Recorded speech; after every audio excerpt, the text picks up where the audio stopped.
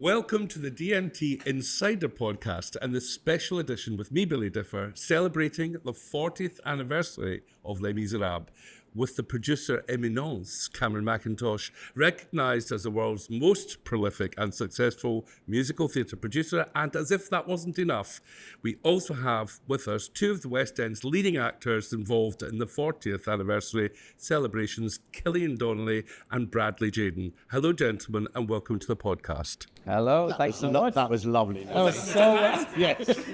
very good. Great delivery. Darling, beautiful opening. Are you going to re-record that, are you? Darling, when you're less nervous. I will re-record that. It was just to let you know what I was going to say. So, Cameron, if I could start with you, we've actually got some listeners' questions, which I thought was a good place to start. Why do you think that Les Mis is still so popular today when the original story was written by Victor Hugo in 1862, over 150 years ago?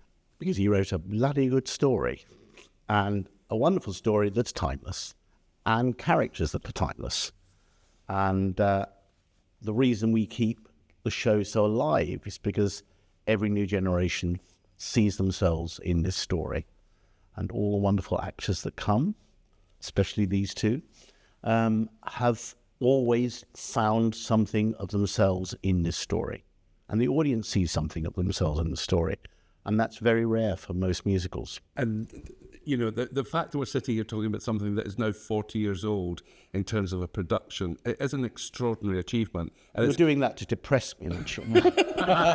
No. Half my life, this show has been running. And you're not, and it's raining outside as well. It's not. At the end of the day, you're another day older. Oh, you are. I didn't think I'd be another decade older. But I will be by the end of this interview. It's a miracle happens. Who would have thought it? I would be the last person to think that this show, based on that book, would turn out to be the most popular musical of all time. And still act like a brand new musical every night. That's the thing that makes us all gobsmacked. However much we worked on the show, you come in, and you're seeing an audience and the show, and where every corner of the world they react, saying it's you should ask this to these two, because they've just come from God knows where I've sent them around the world. That every corner, every language. You tell us what it's like. We were just saying that. We were just saying how we were in Japan, Tokyo, and the reaction was something like I've never experienced before. When the convicts walked out on stage, they got a round of applause. And the convicts were going, what are they cheering at? But it's this show.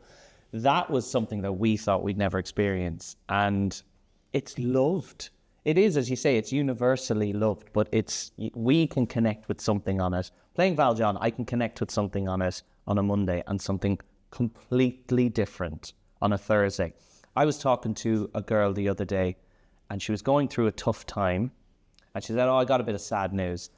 And I was like, you're going to be so grateful that you're in this show because it's the most therapeutic experience you'll ever have. And she goes, I've actually been having that already. Wow. She's so grateful that whatever life throws at her, this young 20, 21-year-old, she's able to just throw it into the show, and it's the most euphoric, therapeutic experience for her. I've been that.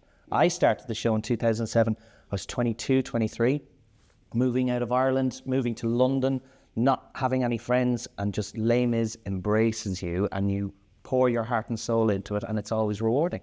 And similar for you, Bradley? I mean, it's been, as Cameron and Killian said, we've been very, very fortunate. I mean, I've just taken it to, I think it was 13 countries so far, just in the last year alone. And, it's been over like something like it's 1 million people that we've performed to in that year. I mean, it's been extraordinary. But, you meet people from all walks of life, and people, I said to Cameron the other day, someone stopped me at the stage door and they kind of said, this show has changed my life, not only because the show gives me hope, but the people that I meet that are also in the same position, that might not have friends, that can all learn to love this musical together. So they've built friendships just watching the show. I mean, so it's not just your own personal take from, sitting there watching any of these characters come to life. And giving yourself hope, but it's hope in reality as well. It's, you know, hope of anything that you're struggling with in day-to-day life, and then you also get to watch an incredible production at the same time. You know, it's phenomenal. I'll tell you a quick story, and it's one of the best stories. I did Valjean about 2 years ago in town, walked out stage door, and this young girl, she's probably about 25, stopped me and she goes, "Can you just say hello to my mom real quick?" I was like, "Yeah." And her mother was beside her, she's probably in her 60s, came over, gave me a big hug, and she just said, "He's all right, he's fine." And I went, "Is everything okay?" She was like, "He's okay," tears in her eyes, "He's fine." And the daughter told me that she had lost her husband 3 months prior, and the tickets he bought her as a Christmas present, and they were meant to go together, and she hasn't been interacting, socializing, talking at times, but she saw the ending of Les Mis and what happens to Valjean, and she said, "He's okay, he's fine." And the daughter explained all that. I mean, a musical can do that to someone, can send them away, can turn them around like that. That to me is something heavenly on earth. It is incredible. I mean, I remember one of the times we've let the prisons do Les Misérables, and the prisoners do it. And I remember a story not that long ago of one particular production where a really hard case guy was playing Marius, and he'd never sung before. And it had such a cathartic effect on him doing this role that the governor let him go away to be an actor. It completely changed his life. Wow. And there are so many stories that have happened over the last 40 years of that. But what's extraordinary is, to me, that, and it shows the genius of Victor Hugo, these characters and this reaction in the audience is in every nationality. There isn't a corner of the earth where they do shows where people don't feel it's entirely personal. And I remember, the first time I first knew about it was one of the first shows that we ever allowed, and was a production in Norway in the State Theatre. It was like I think it's before we'd opened, maybe before we'd opened Broadway or something. It was very, very early on. And they put it on the State Theatre in Oslo. And it had, the reviews of the show was, "We have just seen a show which is about Norway. It's not a foreign show. It is a Norwegian story performed and put on by incredible Norwegian talent in the Norwegian National Theatre." It ran for 15 months there, which was 15% of the population of Norway, and had to end up taking it off because they were told they'll lose their grant. Wow. Because they had to put other shows on. It has that. No show has ever had that effect. But what for me is extraordinary. Why are we having this terrible noise? It's fine. It'll be cut out. Why? We have noise cancelling equipment. What? That's your aircon, is it? It's for the whole building. What whole building? This theatre. Why have you put us Your theatre. Your theatre. How long? You put the aircon in. What, boys? This will be my fault. Don't go any further. How long is this going to carry on for? Because it will be cancelled. Don't worry about it. No, you'll be cancelled if it doesn't stop. Look at that. Come on. Oh my God, it's awful. Are we going to? Honestly, you wouldn't hear it. Is there going to be any service, Jude? Are we going to have an interval? There's going to be an interval. The most extraordinary thing is that when it opened at the Barbican, it did not get good reviews. It didn't get good reviews from the overnight critics, with one or two exceptions like Michael Coveney. And of course, Sheridan Morley, who was writing for Punch. By the weekend, the tone of the reviews had changed. But the initial British reviewers of those period didn't get it, and they didn't like the idea of the Royal Shakespeare Company, where we opened it in the Barbican Theatre, even though I was co-producing it there with them, was housing a musical. But then they didn't like musicals being done in any of the subsidised theatre in that period. And it's a great credit to Trevor Nunn that whose idea it was to do it at the Barbican, because I was going to open it straight in the West End, as I'd done with Cats, which he'd also directed, was that he went great musicals should be part of the great repertoire of the Sunrise Theatre, and he genuinely believed it. And indeed, it was an absolute blessing that we did open there, because the show, which had 5 of its main numbers not even written when we went into rehearsal, had about a 10-week rehearsal period, which no commercial theatre could have ever had. And that process is indelibly part of why it is one of the greatest works of all time. Yeah, because it's encouraged to improvise in rehearsals. You have to come to work with an idea. There is a skeletal structure for Les Mis, and our directors, James Powell and Lawrence Connor, they know basically where you'll exit and enter, but the barricade is a playground for actors. You have to grab the gun there, but how are you going to get there? And you need to come up with characters, and you need to come up with a narrative that you have thought of. And that is why, another reason why I think Les Mis is so successful, because it is brand new on a Monday compared to what you'll get on a Thursday. Each year there is a new generation of actors bringing it to life. The other thing is, there's 2 things to say, because these 2 are much older than they look. It's just the lighting in this room that makes them seem younger. But they have been involved with the show, 10, 15 years? Yeah. 15 years. So they were very young, quite cute when they started. And, they play 300 parts. There are 300 different parts in every performance. And so everyone has to create a different character. Yeah. And it's not just that now they only play the one character because their memories have gone. They couldn't remember how to do it. But they still sing beautifully. That's magnificent. But it's so true, because I started as a swing, and it was just I loved it. I absolutely. It's always the job. If Cameron was to turn around to me and say, "I want you to do Valjean forever or a swing in Les Mis forever," it would be a swing, because every day I walked in, I was Brujon, Comfer, Coffrac. I was one different character, and I had a different narrative each night.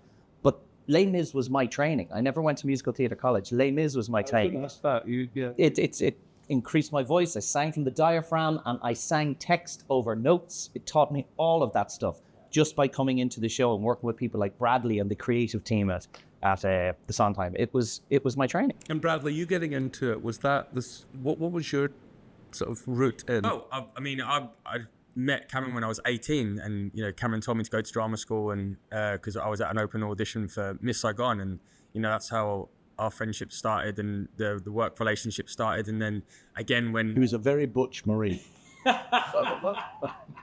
You wouldn't know it now, but he really was.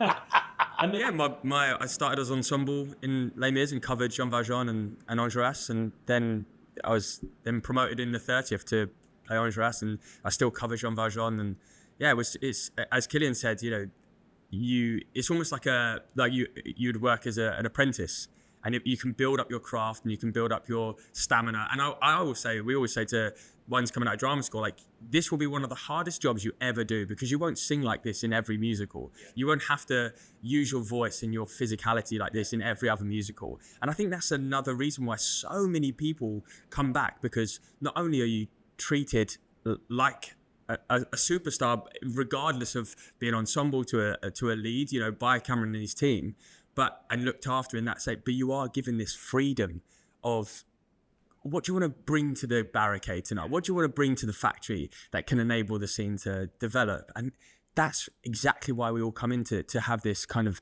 escapism. But also, if you think with the thousands and thousands of actors who've been in the show, both professional and amateur, and we've had these incredible amateur productions been so successful around the country this year, is that no other show, when we have a special occasion, everybody wants to come back to it. And it's like with Marina Pryor, who literally got off a plane on Sunday. She's Madame Thénardier, and she's from Australia. She came in from Australia. And Marina, when she was also 17, started off in Cats, and then was the original Cosette with Philip Quast. And she's now Madame Thénardier. She's been playing with them on the arena tour around the world. And she's just like straight in with working with the Thénardier, that they've spoken to and done it from the other sides of the world. But there's something that gets in it. And then the extraordinary thing about the show as a concert, stage concert, And it's the one rule I've always made. People can only be in it if they've done the show. It's not about the singing. I always describe Les Mis as a play that happens to be sung. Yeah. And that is the approach to it. Everything, and it's the reason Claude Michel wrote every note of it, is to come off the music. It's not to be trapped by the music. The music complements it. I always remember with my friend Alan J. Lerner, who was one of the very first person who he wrote My Fair Lady and Camelot and Gigi, American in Paris and a few other shows like that. He was the lyricist I knew and great friend, and he was the very, very first person I played the Les Misérables French album to. On the day I first listened to it, I took him around to him and Liz Robertson, who was his wife, who I'd introduced them in my production of Fair Lady. And he went through it, and he just said to me at the end of it, he said, I'm not the lyricist to write it, because it needs to be about different kind of people that I write. But he said, you've got to promise me that I will do this show. And he gave me a piece of advice too, which is when it came out of doing My Fair Lady, and it was just about where the scoring happens in The Rain in Spain. And it was very interesting. It stuck in my brain about the fact that it comes out of a scene, and the only place it can go is into singing. Oh, yeah. And that is the thing about this show, is that the coming in and out of rest, yes, it is sung through, but actually it's acted through. And therefore the gear change to it, and it was what Tom Hooper very cleverly did with us when we turned it into a great movie, was actually he realized that you can't do scenes for a film and then go into singing. The whole thing had to be completely contiguous. Yeah. And that's why we made a dummy of the show, which of course he was in. He was in the movie. I got to do the movie, and that was one of the proudest moments where I played Comfair, student on the barricade. I was working with Russell Crowe, Hugh Jackman, and we were on a barricade in Pinewood Studios, which we built. You had paid for a barricade, but we built one, and then they were like, let's just keep that barricade, because we fell through it, we got the cuts and bruises. But Hugh Jackman and Russell Crowe would grab us every now and then and just ask us about the show. They would ask us for moments, what do you do in the scene at this point, and what do you do? And there's one moment that's in the film where I have a line as Comfair. I go, dogs will bark, fleas will bite, they will do what is right. It's at the top of Act 2. And there's a gun handed to Javert in that scene, and we weren't doing it in the movie. So I went, I'm just going to try something. And I slapped a pistol into Russell Crowe's chest, and the camera was a close-up on him, and then he just reacts naturally, and they continue with the scene, and then they yell cut, and over the walkie-talkies we hear Russell wants to speak to that student. He gave him the pistol, and I was like, that's me, I'm done, see you lads, good luck. And then he came over, and of course Javert would be given a pistol. That's amazing, yeah, of course. Let's go with that. So that just started it. Then we were a few. But it was that. I had the training from the show to bring into the movie, and we just kept doing that day by day. Well, there was a moment. Yeah, you just reminded me. There's two things. Do you remember when you were building the barricade? The barricade. Suddenly, everyone was given the freedom to take everything all around this gigantic huge set that filled Pinewood, every bit of furniture. Yeah.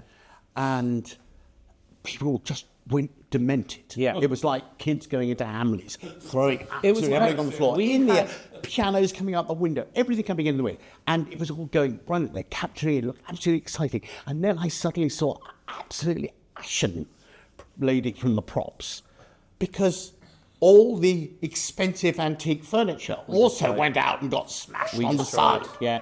Hanging there. And they were getting, it's hundreds of thousands of pounds of furniture. Yeah. Woomph onto that. It was amazing. We had a set which was the size of the Gielgud here down to Piccadilly.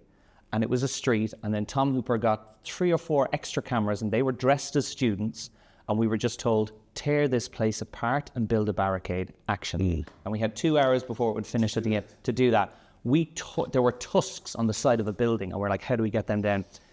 But we remember farmyard animals started being just walked across the set. So there was a guy on a carriage with 4 horses. So we pulled guns on him, took him off, unleashed the horses, slapped them, and they all galloped away. Then we got the carriage turned that over, and then a cow just ran through, and there were chickens everywhere. And we were just like, what is our life? This is amazing. And there was one wonderful, so talking about improvising, is that we were getting to the climax of Act One. We were all up in the ABC cafe, and the students were coming. Everyone was coming in as the revolution was really going to go. A great moment in the show when they all join up. And there were 24 extras outside who'd been brought in to be part of the crowd, who, of course, didn't know. Yeah. One day more. It looked like people were lining up outside waiting for the new Greggs to open. And they sat there. And I didn't know the words. And we all had to have a break. And I rang the theatre. And we had to get everybody over from the theatre into wigs to make a crowd. Katie Seacombe, who's next door, or now she's near us, down below she was in Oliver at the moment. She's a one-woman band careering up and down the street. Yeah. The whole lot from the west. Everyone and so turned out miraculously, wonderfully. You were in it. You got dressed up. Of course I did. Yeah. Of course I did. Well, that was I got dressed up for the big barrack. Yes, the you end, did. The one at the end. And Claude Michel. It was Claude Michel and me and Michael and quite a lot of us clambering over it. Wonderful, wonderful. See, there's all these different manifestations and all these stories, but one of the things that I find really fascinating to me is how it went from being a French written, worded musical to being the English version of that, and the construct of that, and how that was history repeating itself. Victor Hugo wrote Les Misérables on English territory in Guernsey, whilst he was in exile from a country he hated, which was France. He left France. He didn't get on with France. He was always writing polemics against them. And he'd started it in France, but the whole novel was written there. And it was never published in France. It was published in Belgium first. And when it opened in France, the novel didn't get good reviews in France, whereas everybody else in the world went, this is one of the great novels. And it was, even in America, Robert E. Lee, I discovered when we opened in Washington, his troops had one in their satchels to the extent that it was known as Les Misérables. No. Did you not know that? No. So it had this incredible thing, and Victor Hugo always said, this is not a French novel for the French, it's an Italian novel for the Italian, an American novel for the Americans. So, that is the history of the person who wrote it. History just repeated with itself. I didn't produce this show first. It was produced from a concept album, which is the one I heard in 1982, 2 years after it had been staged by Robert Hussein in Paris at the Palais des Sports, which is a sort of stadium. But the French know the novel backwards, and therefore, they were able to almost do tableau with just linking bits. And if you listen to the French album, which is wonderfully exciting in many ways, but it veers off in the second half to whatever happened to the grandfather and Marius and Cosette, none of which is part of the central thrust of the narrative. I always liked one of the great reviews we got actually in England was the Sunday Times review, which said this is one of the most brilliant adaptations of Les Misérables ever, because it absolutely sticks on the story, the entire structure of the story, not everything that happens in the novel. But I think that's one of its strengths. It just goes through. And the genius of Claude Michel's music is that every note you hear stirs an emotion inside you. Mm. Even if you don't, in a foreign language, you don't understand the lyrics, you feel the story. Yeah. And that, I don't speak French well. I do very poor schoolboy French. But when I first heard the album, and I'd seen one or two of the movie versions, the music conjured up the story to me. Yeah. I remembered it, and that's because Claude Michel will only write for the word. He never writes tunes and then finds lyrics. He said to me when we were rewriting Martin Gaye, Cameron, he said, if I don't know what I'm writing, I can piss music all day. But it won't be worse. But those stories, those characters, like when Javert sings Stars, you don't even really need to know what the words are in a way. It's Well, the words, new words, when we started rehearsal. Stars wasn't in the show. really It's not on the French album. Either is Bring Him Home, either is On My Own. There was another song for Eponine, but the original tune of actually On My Own was one of the first things ever written for the concept album, which is the theme tune of the show, La Misère. It was called La Misère. And it was also sung by Fontaine. Patti LuPone never forgave me for taking that away. Where's my song? Why is she singing my song? You know. But, and it's one of the only musicals I've ever been part of where the first chords can start of any of the songs and you hear because people know it. It's or that you can see a shuffle, and we've, you know, as we said, we've just toured it around the world, and to see it in, you know, not in everyone's native language, and then but that same emotion, that same escapism of just how a chord can, is just miraculous. and that is part of the brilliance of it, because when I saw the arena tour, it's the stage production. You're in a theatre, you're watching a performance in an arena where people are used to going to see pop concerts and all sorts. It's a very different vibe generally, but I couldn't believe how quiet the audience were. Could hear a pin drop. It was, and you know, we've been so lucky to have how it was designed anyway. It was, you know, in the Sondheim we have this beautiful playhouse where it's intimate and quiet, but what they were able to do with the design with this arena was Matt Kinley. Yeah, exactly, Matt Kinley. John Napier's original design was sensational. But what Matt did, and it started off actually, this idea for the design from a possible button truck in America. But because he understands what the show requires in order to act out in this space, he was able to bring all the stuff that he's brought when he reimagined it for this new version to the arena.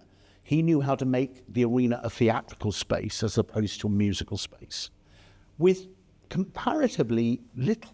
I mean, it looks a lot, and with the arena, this tour, the use of the moving bars, which he did originally in this theatre in the Gielgud, from when we had to close because of next door. He's always understood that what the set does is actually give a framework for the actors. And the extraordinary way that Les Mis has always been built, and we found this out very early, is that the songs for all the main protagonists are actually meant to sort of come to center stage and you converse with the audience telling them the story. And it's why we've been able to do infinite varieties of versions of the show. And I remember when I first did it on the cruise ships, and we did a 20-minute segue of several of the songs, people that were coming up to me at the end of the show going, you know, that's the best version of Les Misérables I've ever seen. And because you are completely transported into the show. Yeah. Even though they're not getting the whole show, you think you are. Yeah. It's absolute genius. Yeah. In terms of the arena tour, and you've been around the world, where's your favourite place to go? I loved Australia. I'd never been before, and everyone was saying you're going to love it, and the reaction was phenomenal.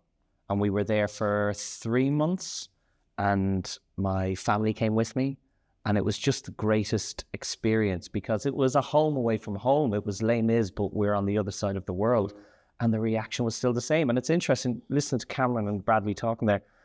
Like, Cameron produces Les Mis, Claude Michel wrote it with Alain Boublil and Herbert Kretzmer, but Les Mis belongs to audiences because it is all over the world. You could be singing a Bring 'Em Home here in London, and as Bradley said, the intro to Bring 'Em Home starts, and there's a gasp. And it is amazing how people go afterwards, they go, that song reminds me of my mother, that song is for my father, that song my father sung to me. It belongs to the audiences. But it's interesting thing listening to you both is about Japan. When the Japanese came to see it, literally 4 days after we'd opened at the Palace in London. When we'd opened in London, rocky reviews, we transferred from the Barbican, which I'd already pre-booked the theatre, and decided to take the plunge with no advance bookings again. Miraculously, the audience itself is extraordinary. But so we had no idea the audience were going to turn up, and they just turned up. We didn't re-review the show, because why would we? So they just turned up. The Japanese came within that first week. There was no hint of going to America at that point. I mean, I had, you dreamed it was going to be a success. We wanted to know if it was going to be a success here. They said, we don't, and I said, well, we don't know when we're going to go to Broadway yet. And they said, we don't care about Broadway. We just want it. I know, they said, we know that this is a show for the Japanese, and it's now the most successful show in the history of Japan. But, so we did it. John Caird directed the original production, which was the first time one of the original directors had ever gone to Japan. And he directed that production, literally, which opened a month after we'd opened on Broadway. It was that, booked 2 years in advance, in a wonderful translation. But, thing to remember about Japanese, it takes 3 times as long to say the same thing. So it's not a translation. It's completely a piece of work, a brilliant work in its own right, in the way that Herbie found a wonderful language which incorporated both what Alain had written in the original French libretto and also the songs that were being written brand new straight into English, working with Alain and Claude Michel. So the Japanese, for it's 38 years, had been listening to the Japanese words, and they were singing in English. Something completely different, and reacting in this phenomenal way to the show. That's quite extraordinary to think of. I don't know if you all realised it at the time. I didn't realise that, no. The only other interpretation, there's a Valjean called Geronimo Rauch, who's on the world tour at the moment. And he sang, I'm going to pronounce it wrong, but Bring Him Home translated as Salvalo or something like that, and that means save him. And I remember he spoke to me saying exactly what the lyrics meant, and it was astonishing. You were saying which was your favourite place, and there was 2 places that really stood out for me. Was Italy, because it's never been done there. It was not at all. So we were the first ever production of Les Misérables to perform in Italy, which was just such a huge honour for us. But Japan is one of my favourite places in the world anyway. But to have that, almost like there was a underlying pressure, as Cameron said. It's been, not only has it been performed here for 40 years, but it was been performing there for 38 years. So they knew what to expect. They had their own favourite company or favourite members that had taught that, and then we turned up with our version, and it was like the roof just came off. Every scene. It was just incredible. The arena tours, well, it's finished in Japan, and then it's the next place it's going to is Shanghai. Yeah. And it's interesting. It's playing 8 weeks in Shanghai. And of course, in Shanghai, they have Les Mis was the first full-scale Western musical they ever saw, which I took out. And in fact, it was the last time Cole Wilkinson ever did it. Oh, wow. That's properly. amazing. And I remember because he was, I needed to get him back up to stuff. So I had to put him on it. We brought part of the American company. So we put him back into it in San Francisco. And there was a wonderful actor playing Jean Valjean, but he didn't, for a few days we took him off. And so I remember I was in the theatre when we made the announcement. So at the role of Jean Valjean at this performance will not be played by whoever it was. And he said, and his place will be taken by Cole Wilkinson. It's terrible. Wow.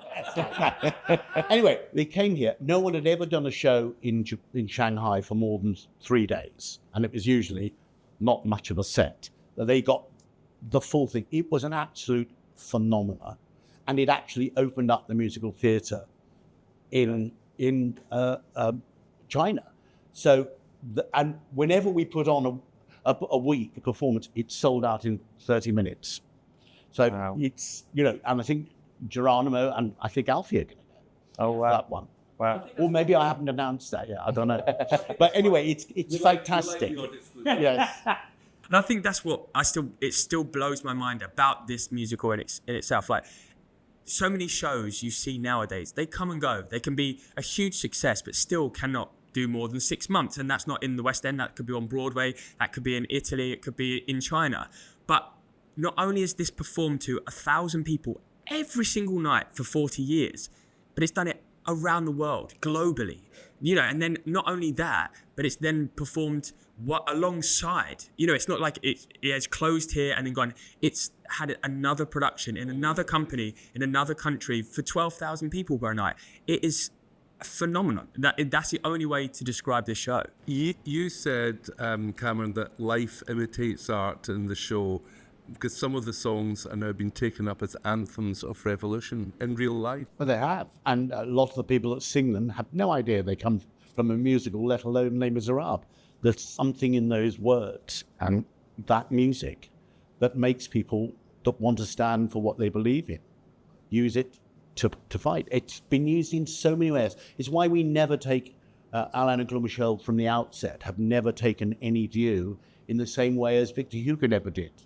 People, it is the people's story. Yes, Kelly. It's the people. We call it the people's musical, and we're humbled by the fact that people around the world, whether we agree or not with what they're standing up for, use this music to fight for what they believe in. And for the same reason that Hugo wrote the story, it's the survival of the human spirit. That's what the show represents. Okay, so we have to wrap up in a minute. I would love to ask, what's your funniest memory or funniest moment with the show? Who's going to go first, Bradley or Kelly? I think I told this recently to someone. I was playing Angera in the 30th. And it wasn't the 30th evening, but it was one of those evenings. And for some reason at that time, I wasn't wearing underwear. And I remember that Jeremy Seckham, who is now playing Javert on the World Arena Tour, he was my Javert at the time. There's a scene where we put Javert down, and one of the students had put a knife to his throat, and the knife dropped on the floor. And I thought, I'll pick that up in my scene. And as I bent down, my whole trousers split from front to back.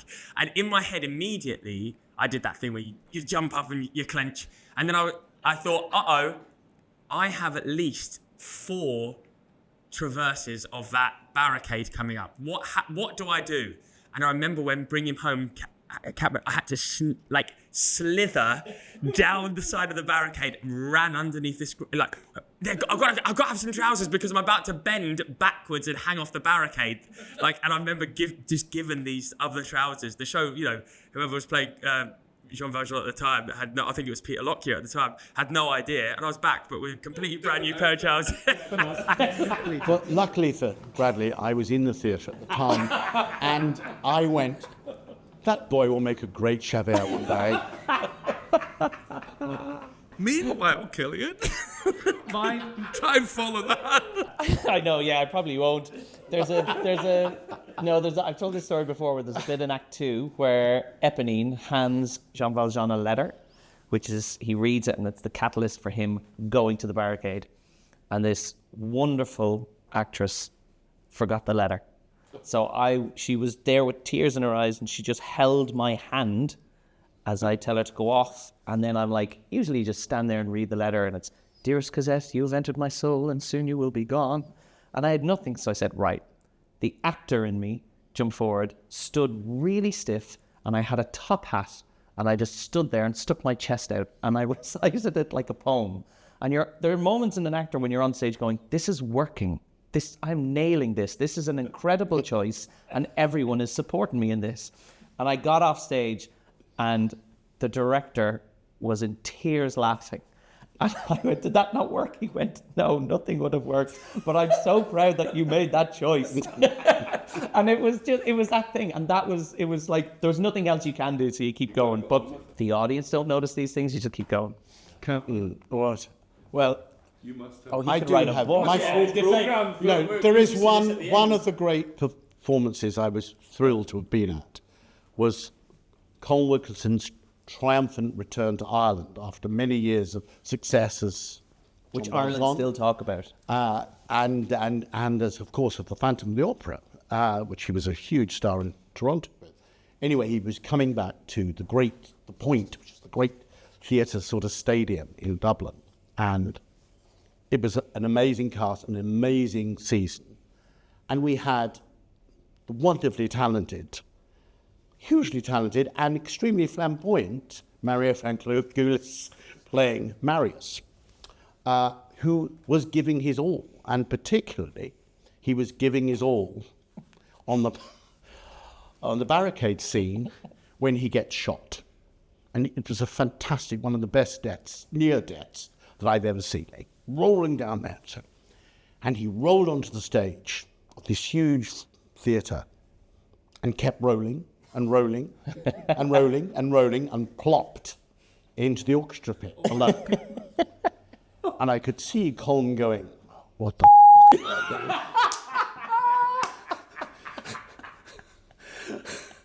as he was coming to the moment where he had to head for the sewers with Marius. And we were all on tenterhooks, and the music got slower and slower and slower. The conductor tried to freeze frame every bar. And suddenly we saw, crawling across the stage on his arms, was Mario getting to his position, which he just about did time for Colm to try and lift him up, muttering Irish curses that mercifully I can't remember. One of the greats of the theatre. That's fantastic. Listen, this could go on. I feel it could be a series in itself. But we really have got to call it all, I'm afraid. Yeah, I think so. By the way, I'm glad you got rid of the noise. Thank you. You got rid of the noise. You got rid of the noise. Yeah, exactly. Probably got rid of me, but that's another story. So I would like to say thanks to Bradley Jason, to Killian Donnelly, and of course to Sir Cameron Mackintosh. And thank you, Victor. And thank you, Victor. And thank you, Alain. Thank you, Claude Michel. And thank you, Herbie Kreutzmann. Les Misérables will celebrate its 40th anniversary over a period of 8 weeks during October and November, with returning guest star appearances, including my guests, Killian Donnelly and Bradley Jaden, overseen by the impresario himself, Sir Cameron Mackintosh. My thanks also to those who submitted questions and to the production team at Cabell's. You can get all the DMT Insider podcasts on Apple, Spotify, even YouTube. Thank you for listening. Until next time.